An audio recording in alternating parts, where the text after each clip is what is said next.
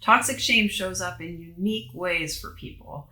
For some, toxic shame is this all-encompassing feeling of worthlessness, and for others, it's more subtle and therefore easy to overlook. In today's video, we're going to take a look at what it's like to live with toxic shame.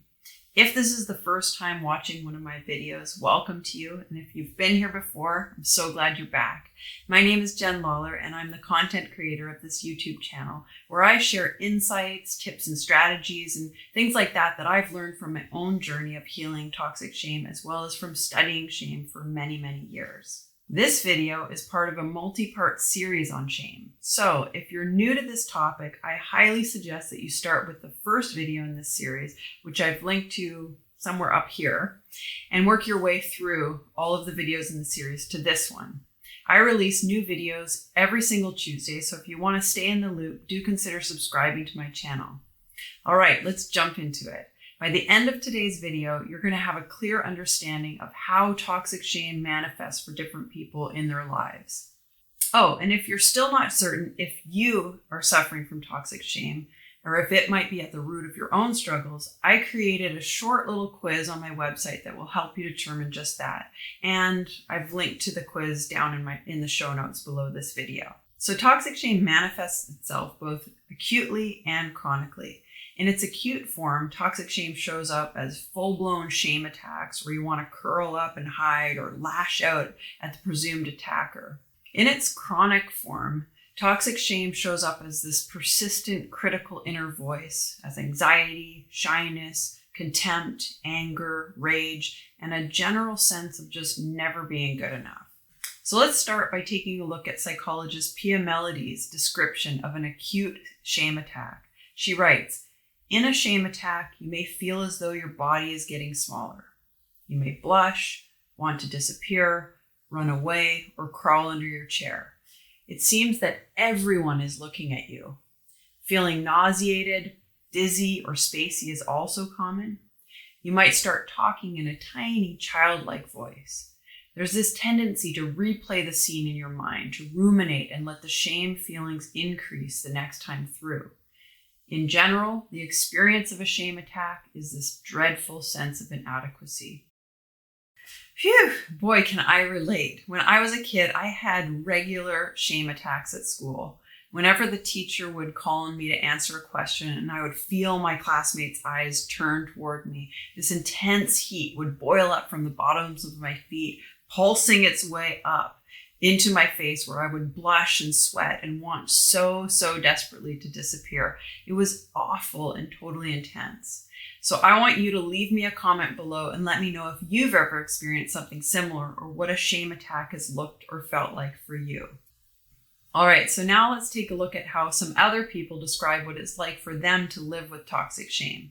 Now, these quotes come from people that I've worked with over the years, but I've used different names to protect their privacy. Anthony, who's a father and an entrepreneur, says, "I was a rageaholic. I had no idea toxic shame was at the root of my uncontrollable rage. One moment I was the best dad ever, and the next I'd be raging at my kids, trying to stop myself and hating myself for what I was doing. I was completely out of control, and when it was over, I'd feel so much shame." Diane, a mother of two and an accountant, relates, "Shame grows in you. You don't even know why you feel shame. Just somehow you're always wrong to act. You feel frozen and scared to make a wrong move because most likely if you're acting on your own accord, you're probably wrong and should feel ashamed for what you've said or done.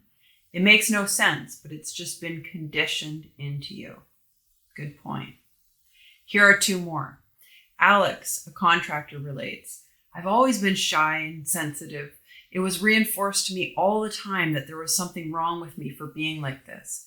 It's only now that I'm older and distance myself from my dad that I can begin to accept that I'm okay the way that I am." And one last one. Janet, a nurse, says, "It's so hard to break the cycle. I suffer from low self-esteem constantly. I don't think enough of myself. I know that. I know that I always dump myself down, stay quiet even when I know someone is wrong. I won't talk to others in depth about anything." Powerful stories, huh? I feel like I can relate to something in each of their experiences.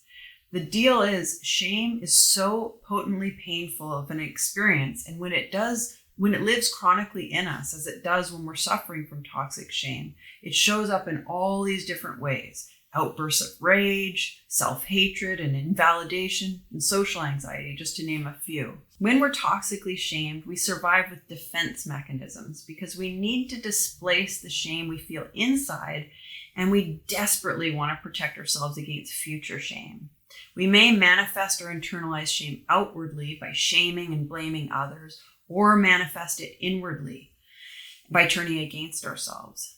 But the problem is, instead of resolving our internalized shame, these defense mechanisms, they just perpetuate shame and strengthen our conviction that we're inherently flawed. In the next video in this series, we'll take a look at 2 common defense mechanisms against shame. You can find the link to that video in the card, which I've linked to again up here, as well as in the show notes. Okay, so that's what I've got for you today. I know it's a lot to take in, and just so you know, even talking about shame is triggering for us when we've been toxically shamed.